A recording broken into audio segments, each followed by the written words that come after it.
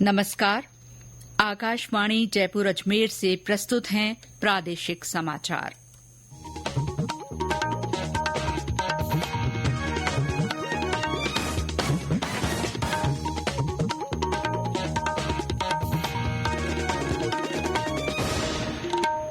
मुख्य समाचार। राज्य में कई स्थानों पर भारी बारिश से सामान्य जनजीवन पर असर। जयपुर, कोटा, अजमेर और उदयपुर संभागों में अगले 2 दिनों में भी कहीं कहीं भारी बारिश के आसार। मुख्यमंत्री भजनलाल शर्मा ने कहा, प्रकृति संरक्षण सभी की सामूहिक जिम्मेदारी। जोधपुर में चल रहे भारतीय वायुसेना के मेगा मल्टीलेटरल युद्धाभ्यास तरंग शक्ति 2024 के तहत आज एयर शो हुआ और प्रदेश में गणेश चतुर्थी का पर्व श्रद्धा और उल्लास के साथ मनाया जा रहा है।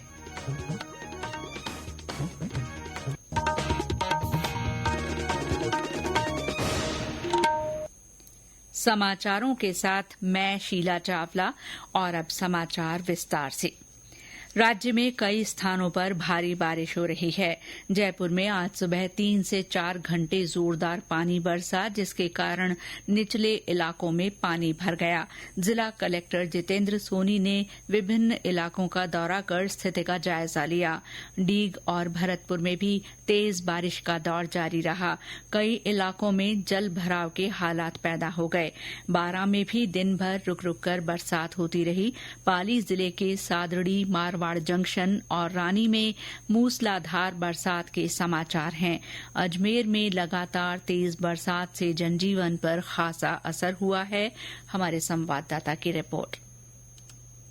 शहर के कई प्रमुख मार्गों पर पानी भरा है। मुख्यतः आना सागर के चारों तरफ के मुख्य मार्गों पर पानी भराव के कारण राहगीरों को खासी परेशानी उठानी पड़ रही है। वहीं शहर की निचली बस्तियों, हरी क्षेत्रों में पानी भर जाने के कारण आम लोगों को खासी परेशानी उठानी पड़ रही है। शहर के प्रमुख मार्गों पर पुलिस टीम तैनात की गई है। कई क्षेत्रों में मड पंप लगाकर पानी निकाला जा रहा है, तो कई जगहों पर मिट्टी के कट्टे लगाकर जल भराव को रोका जा रहा है। नीलिमा धादीच, आकाशवाणी समाचार, अजमेर। करौली में भी तेज बारिश के कारण जिला मुख्यालय और हिंडौन सिटी के निचले इलाकों में पानी भर गया है। पांचना बांध के 3 गेट खोलकर पानी की निकासी की जा रही है। टोंक में बीसलपुर बांध के 6 गेट खोलकर पानी छोड़ा जा रहा है।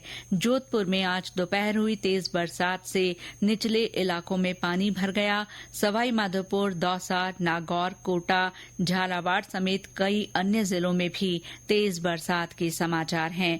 इस बीच केंद्रीय मंत्री गजेंद्र सिंह शेखावत ने जैसलमेर और पोकरण क्षेत्र में अतिवृष्टि से हुए नुकसान का सर्वे कर पीड़ित परिवारों को जल्द सहायता दिलाने के निर्देश अधिकारियों को दिए हैं। उन्होंने फलसूंड और फूलासर क्षेत्र में बरसाती पानी के भराव वाले इलाकों में शीघ्र ही पानी की निकासी कराने के निर्देश दिए। मौसम विभाग के अनुसार अगले 24 घंटों में 30 से ज्यादा स्थानों पर भारी बरसात दर्ज की गई है। मौसम केंद्र जयपुर के निदेशक राधेश्याम शर्मा ने बताया कि राज्य में अगले 3 दिन में ज्यादातर हिस्सों में मध्यम और कहीं कहीं भारी बरसात के आसार हैं। पूर्वी राजस्थान के ऊपर अभी भी परिसंचरण तंत्र बना हुआ है और इसका असर अभी अगले 48 घंटों के दौरान राजस्थान के जो दक्षिणी और पूर्वी भाग है इसमें बना रहेगा, खासकर जयपुर संभाग। इसके अलावा जो उदयपुर संभाग के इलाके हैं, वहीं अजमेर और कोटा संभाग के कुछ भागों में अगले 2-3 दिन मध्यम से तेज बारिश, तो कहीं कहीं भारी और कहीं कहीं अति भारी बारिश होने की संभावना है। इसके बाद 9-10 सितंबर के बाद जो है वो भारी बारिश की गतिविधियों में कमी होगी। पूर्वी राजस्थान में 10 सितंबर से भारी बारिश से राहत मिलने की संभावना है। वहीं पश्चिमी राजस्थान में भी 9 सितंबर से बारिश की गतिविधियों में कमी होगी। मुख्यमंत्री भजनलाल शर्मा ने कहा है कि प्रकृति का संरक्षण सभी की सामूहिक जिम्मेदारी है। प्रकृति किसी न किसी रूप में मानव जाति को लगातार सौगातें दे रही है।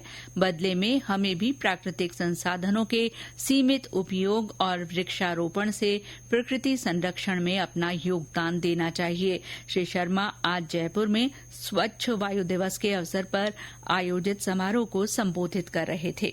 उन्होंने कहा कि पानी की व्यर्थ बर्बादी रोकने, थाली में आवश्यकतानुसार ही भोजन लेने और परिवहन के साधनों को साझा रूप से इस्तेमाल करने जैसे छोटे छोटे प्रयासों से बड़ा बदलाव लाया जा सकता है।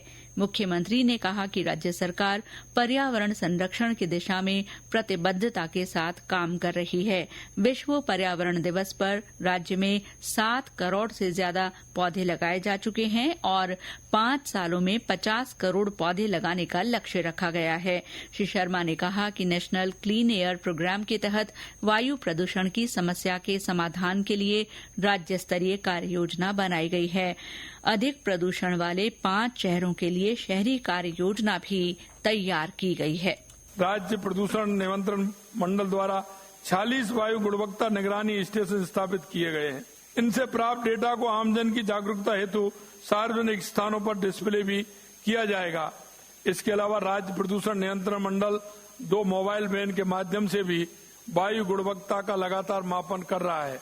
उद्योगों में जल एवं वायु प्रदूषण की सतत निगरानी रखने हेतु 600 से अधिक उद्योगों में ऑनलाइन सतत प्रदूषण निगरानी प्रणाली भी स्थापित की गई है, जिनसे प्रदूषण संबंधी पैरामीटर्स की जांच राज्य मंडल में स्थापित निगरानी केंद्र रियल टाइम बेसिस की जा रही है।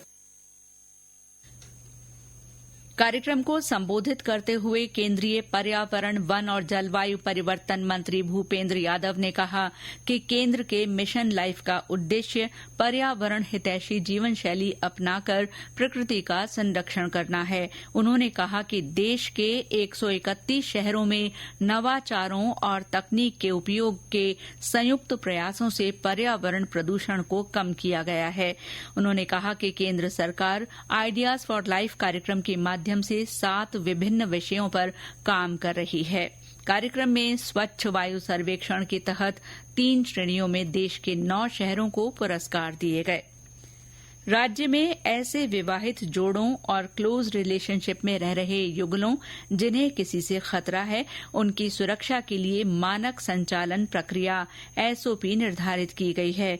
अतिरिक्त पुलिस महानिदेशक सिविल राइट्स भूपेंद्र साहू ने बताया कि राजस्थान उच्च न्यायालय जयपुर द्वारा पिछली 2 अगस्त को दिए गए आदेश की पालना में ये एसओपी निर्धारित की गई है। इसके अनुसार यदि विवाहित जोड़े और क्लोज रिलेशनशिप में रह रहे युगल को किसी से खतरा हो तो वो इस संबंध में नामित नोडल अधिकारी को सुरक्षा के लिए प्रार्थना पत्र दे सकते हैं।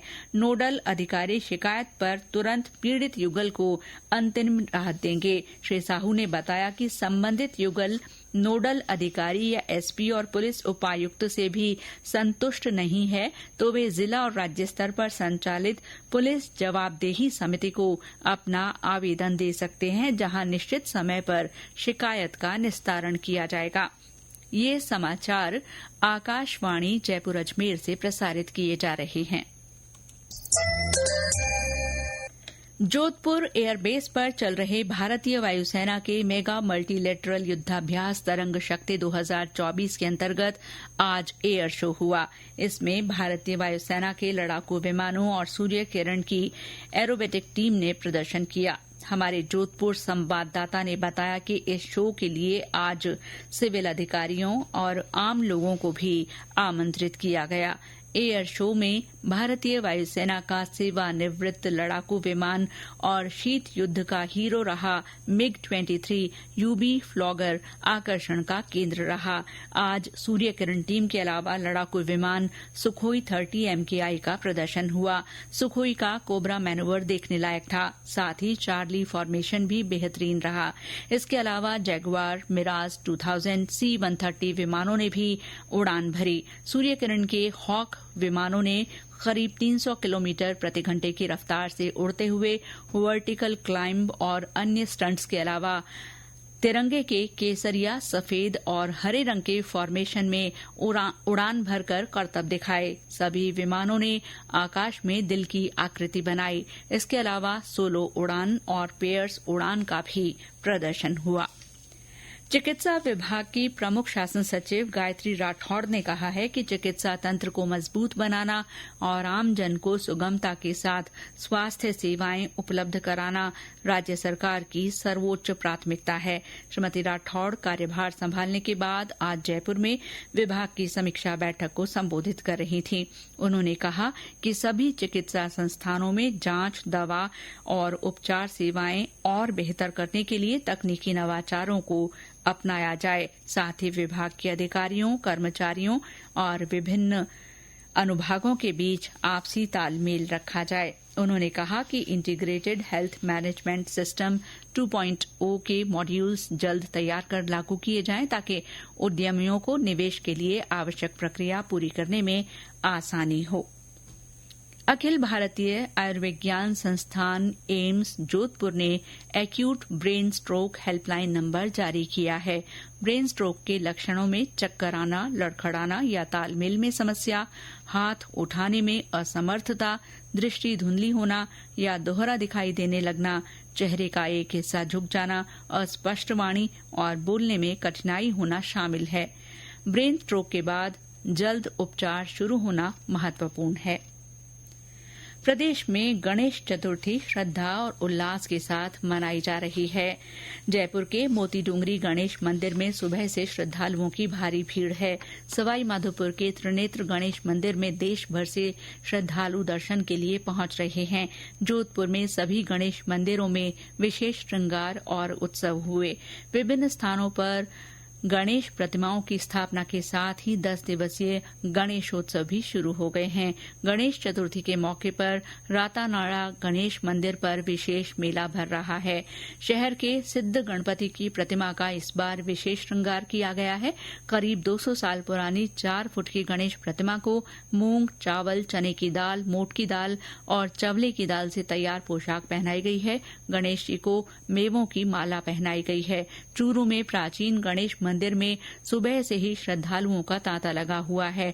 पास ही के देपालसर मंदिर परिसर में मेले का आयोजन किया गया। पाली और सांचौर में घरों और पांडालों में भगवान गणेश की प्रतिमाएं स्थापित की गईं। सीकर में फतेहपुर गेट स्थित विजय श्री गणेश मंदिर में लाखों श्रद्धालु भगवान गजानन की पूजा वंदना कर रहे हैं। शाम को शहर के प्रमुख मार्गों से गणेश जी की शोभा यात्रा निकाली गई। अंतर्राष्ट्रीय साक्षरता दिवस के सिलसिले में आज प्रदेश के कई स्कूलों में जागरूकता कार्यक्रम हुए। जोधपुर के पीपाड़ उपखंड में श्रीमती सुगनी देवी पुखराज मुनोत राजकीय उच्च प्राथमिक विद्यालय में पोस्टर और निबंध प्रतियोगिता का आयोजन किया गया। पाली जिले के सोजत में विभिन्न स्कूलों में चार्ट, पोस्टर, निबंध और रंगोली प्रतियोगिताएं हुई। और अंत में मुख्य समाचार एक बार फिर।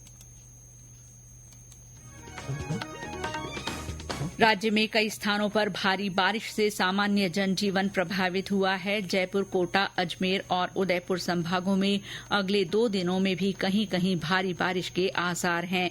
मुख्यमंत्री भजनलाल शर्मा ने कहा है कि प्रकृति संरक्षण सभी की सामूहिक जिम्मेदारी है। जोधपुर में चल रहे भारतीय वायुसेना के मेगा मल्टीलेटरल युद्धाभ्यास तरंग शक्ति 2024 के तहत आज एयर शो हुआ।